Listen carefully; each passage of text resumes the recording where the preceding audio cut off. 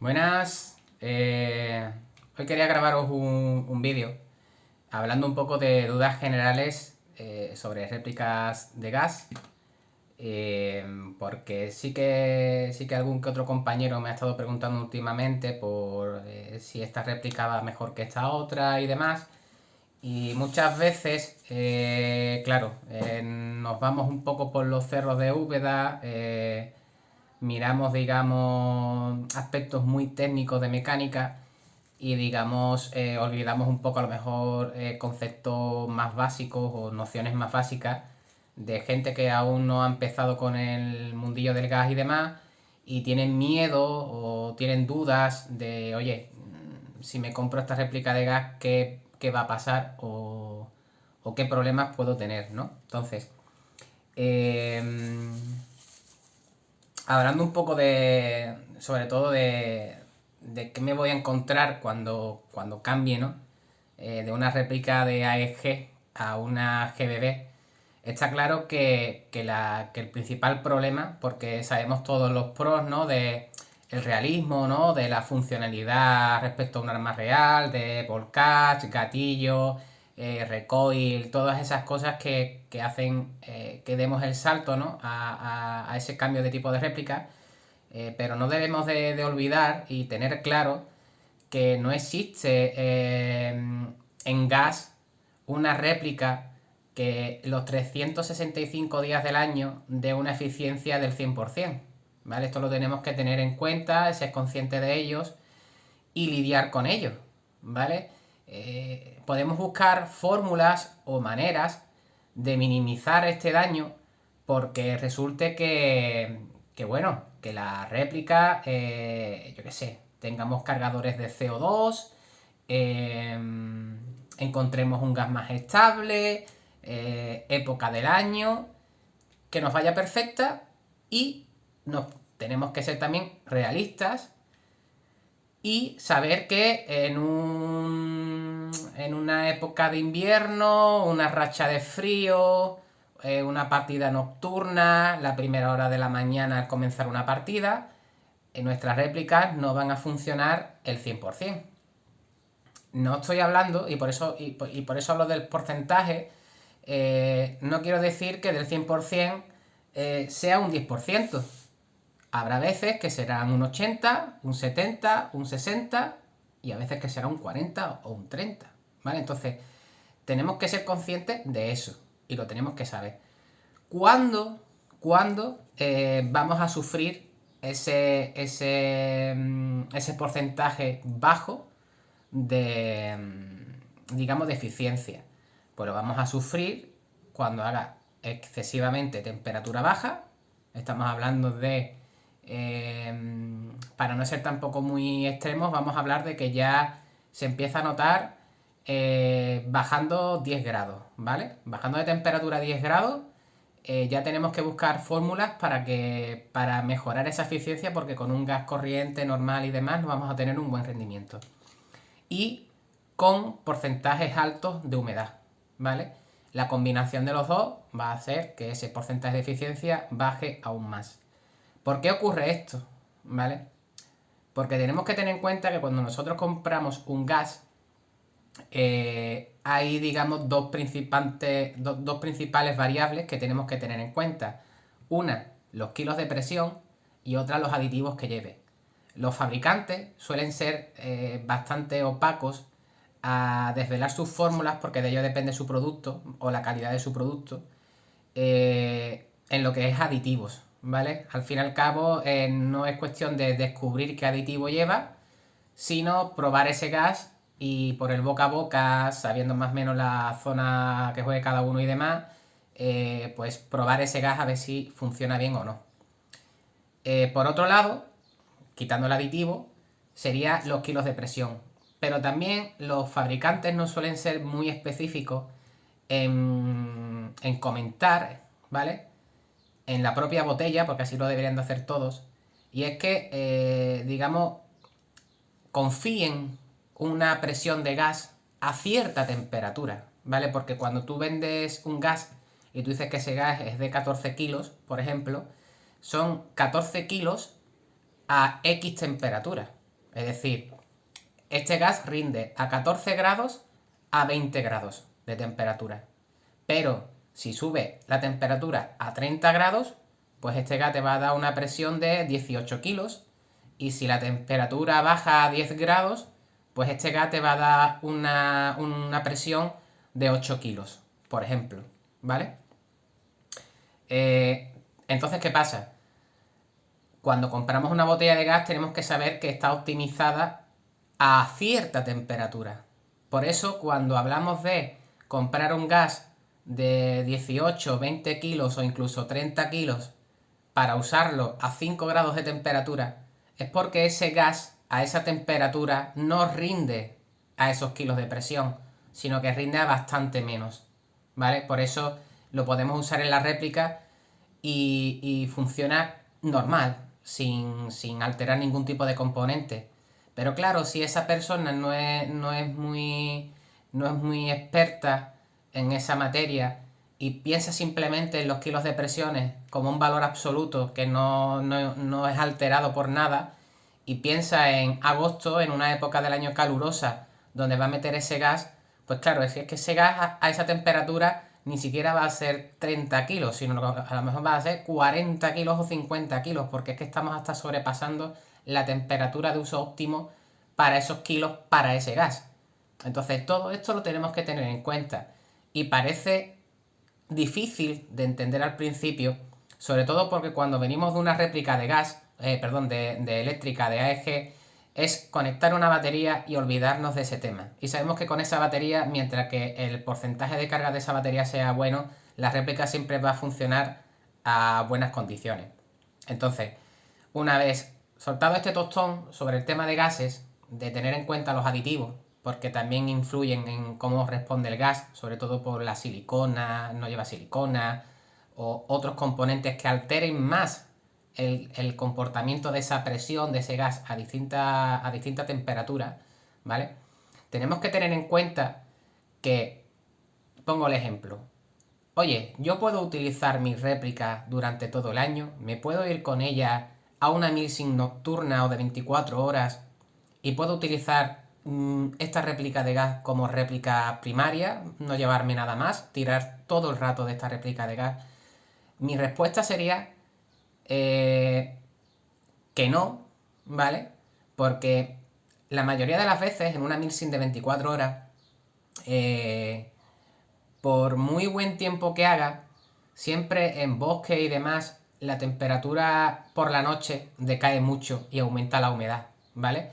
Está claro que yo, por ejemplo, he ido a milsing en época de verano, me he llevado réplicas de gas y no me han dado problemas, he podido jugar con ellas. Sí que a lo mejor no me han dado el 100% de eficiencia, pero sí un 80%, ¿vale? Con lo cual es bastante aceptable, y teniendo en cuenta que además jugando de noche, que se juegan con distancias más cortas y demás, no he sentido, digamos, estar en peores condiciones de juego por esa pérdida de eficiencia, porque el porcentaje sigue siendo bastante alto. Pero ahora bien, si yo juego esa misma milsing en invierno, aunque no llueva, ya el propio frío y la propia humedad nocturna va a hacer que incluso si la réplica cicla, ¿vale? El tiro va a ser muy ineficiente. ¿Por qué? Porque no debemos de olvidar que tenemos un cañón y tenemos una goma donde ese frío y esa humedad va a hacer que el gas se condense y pueda dejar residuos en el cañón y en la goma. Además, la goma, ya sabemos todos, que en mayor o menor medida necesita ser calentada para trabajar digamos, un ritmo óptimo. De ahí los grados también de temperatura de la goma, ¿no? Más blandas, más duras. Más blandas, pues se entrarán en temperatura óptima antes, y más duras al contrario. Y también tiene que tener el desgaste y más opciones, ¿no? Pero para tampoco liarlo mucho. Hay que tener en cuenta que estas gomas, como ya os digo, funcionan a una temperatura. Si eso le empeoramos las condiciones porque ya hace frío y cada vez que efectuamos un tiro, esa expansión de gas hace que se congele todo momentáneamente, el efecto de hop de la bola y... Bueno, sí, el efecto del hop de la bola va a decaer tanto que vamos a notar que si, pongamos un ejemplo, una réplica hace 60 metros, pues a lo mejor el tiro va a hacer 30 metros, 35 metros, no va a hacer más. Porque esa bajada tan drástica de eficiencia por la temperatura, por la humedad, ¿vale? Va a hacer que ese tiro decaiga mucho, ¿vale? Ahora bien, podrá ver gente este vídeo y podrá decirme, no, esto no es así, tal y cual. Tampoco quiero generalizar, es decir, yo hablo sobre mi experiencia, sobre lo que yo he visto y lo que quiero que la gente sea consciente es de que eso puede llegar a pasar. Si no pasa, mejor. Pero lo que no quiero es que nadie se adentre en el mundo del gas pensando que una réplica es perfecta y esto no le va a ocurrir, porque le puede pasar. Yo he puesto el ejemplo más drástico, o sea, tengo réplicas que tienen mucho recoil, que el recoil es debido a que todo pesa mucho y como pesa mucho cada vez que se mueve, ese aumento de masas hace que yo note más recoil, pero también tengo el MP7 de Marui, que es una de las réplicas que yo tengo que menos... o sea, que los materiales pesan poco, que el ciclo es rápido, es decir, tiene muy poca pérdida de eficiencia porque le afecta el frío. Y me la he llevado a una milsim de noche y yo he llegado a hacer pruebas en clase incluso de congelar los cargadores y todo, y me ha estado disparando con gases absurdos como el AVI, ¿vale? Que tienen muy poca presión. Me ha estado ciclando y he dicho, vale, me la puedo llevar a la milsim. Y después he estado en la milsim y cuando la he probado, lo que no había tenido en cuenta era el tema del hop. Y tenía la goma tan fría y estaba teniendo tanta condensación que el tiro no era el bueno. Habrá gente que pueda decir, bueno, yo es que con que me dispare a 30 metros de noche me puedo dar por satisfecho. Pero digamos, una decisión personal, ¿vale? Está claro que si vas con una EG te va a hacer 60 metros de día y 60 metros de noche, ¿vale? Puede que incluso esa réplica de noche también te caiga un poco por el mismo enfriamiento de la goma, pero le afecta muchísimo menos. Entonces, hay que tener en cuenta que estos son aspectos a tener en cuenta cuando nos metemos, digamos, en el mundillo del gas, ¿vale? Ahora bien, explicaros también un poco, y con esto ya acabo para que el vídeo no se haga muy largo, es el tema de por qué también se pierde esta eficiencia. Tened en cuenta que además del gas, las réplicas de gas no dejan de ser, digamos, una imitación de las armas reales e intentan simular muchas veces sus mecanismos, ¿vale? Mecanismos que tienen que vencer unos rozamientos ese gas, ¿vale? Entonces, ¿qué pasa? Imaginaos que si yo necesito, bueno, y pongo un ejemplo para que se vea por qué una réplica puede ser más eficiente que otra, ¿no? Eh, Pongo el ejemplo del HK del 416 de Vega.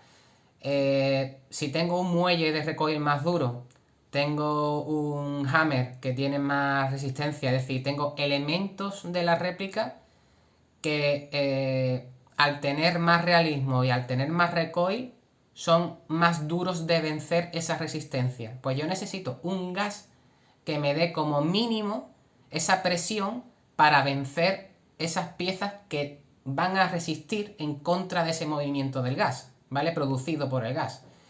Si yo ahora me voy a un MWS o me voy a un MP7, si yo en vez de tener una pieza con un muelle que resiste, tengo un rodamiento con un coeficiente muy bajo para superar esa resistencia, o tengo un muelle de recoil mucho más blando, o tengo un buffer mucho más blando, es decir, tengo elementos que me aligeran ese rozamiento y esa resistencia, pues está claro que a peores condiciones voy a tener mejor eficiencia usando el mismo gas con una réplica que con otra. Claro, tú puedes coger ahí, como he hecho yo, y decir, bueno, no me preocupa, mientras que a lo mejor con una réplica necesito un gas de 12 kilos, pues con la otra necesito un gas de 18 o 20 kilos, no hay problema. Tengo mis dos botellas de gas distintas y con una uso uno y con otro uso otro. Para la mayoría de los casos sí funciona y va bien. Pero como ya os digo, cuando las condiciones son muy extremas, como una milsim de noche, frío, lluvia, aún así, lo más repercutido es la goma del hop y el vuelo. Entonces, vuelvo a decir, no se trata de el gas es una mierda, el gas no vale o lo que sea, AEG a muerte, porque cada una te ofrece una serie de cosas, pero hay que tener en cuenta que para ciertas partidas no es lo ideal llevarse una réplica de gas, o al menos no solo llevarse una réplica de gas si nos vamos a adentrar en el mundo de gas.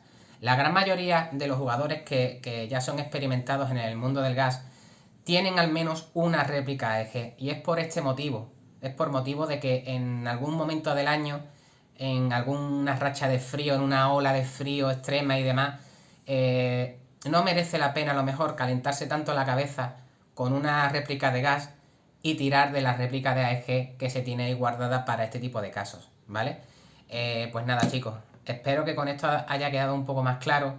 Las dudas, digamos, un poco hablando de réplica de gas sí, réplica de gas no. Esta réplica me va a funcionar, la otra no. Tiene muchos aspectos, muchas variables a tener en cuenta y no hay una respuesta única, pero sí que espero que con estos aspectos que os he comentado, digamos, os haga ver un poco más si esa réplica es ideal para vosotros o no, o queréis dar el salto realmente a réplicas de gas, ¿vale? Pues chicos, espero haberos ayudado y nada, un abrazo a todos. Saludito.